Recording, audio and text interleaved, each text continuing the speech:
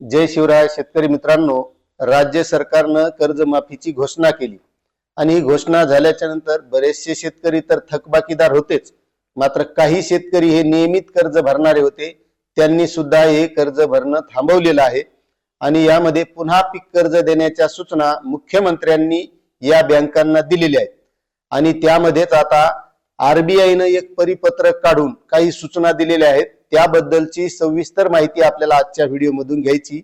तत्पूर्वी तुमचं वेणुगंगा शेती योजना या YouTube चॅनल मध्ये स्वागत आहे। तुम्ही जर आपल्या चॅनलवर नवीन असाल तर चॅनलला सबस्क्राइब करा, व्हिडिओला लाईक करा आणि जास्तीत जास्त शेतकऱ्यांना ही माहिती शेअर करा। तर शेतकरी मित्रांनो, राज्य सरकारनं कर्जमाफीची घोषणा केली। 30 जून पर्यंत कर्जमाफी करू असं सुद्धा सांगितलं। 1 जुलैच्या पूर्वी नेमकी कोणत्या शेतकऱ्यांना कर्जमाफी होणार, किती होणार, नियमित कर्जदार शेतकऱ्यांना काय मिळणार याबाबतची सविस्तर घोषणा करू असं सुद्धा सांगितलं।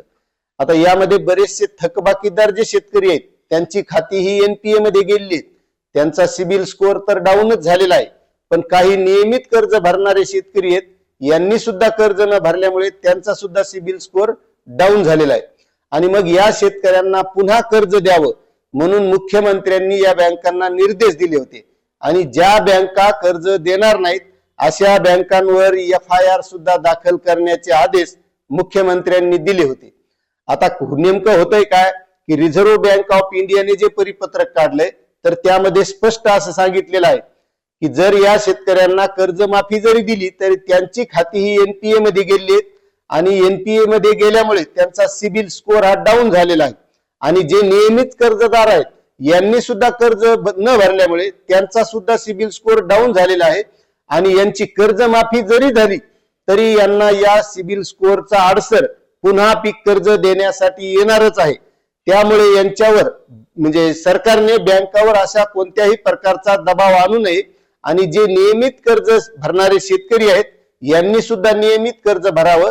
त्यांना जे काही व्याज लागते त्या व्याजावर माफी देण्याचं काम हे सरकारनं करावं असं सुद्धा या परिपत्रकामध्ये रिझर्व्ह बँक ऑफ इंडियानं सांगितलेलं आहे आणि जे शेतकरी नियमित कर्ज भरतील त्यांचा सिबिल स्कोअर चांगला राखण्याचं काम सुद्धा बँकांनी करावं असे निर्देश सुद्धा या परिपत्रकामध्ये दिलेले। अशी ही माहिती आहे। आपल्याला माहिती कशी वाटली नक्कीच कमेंट करा।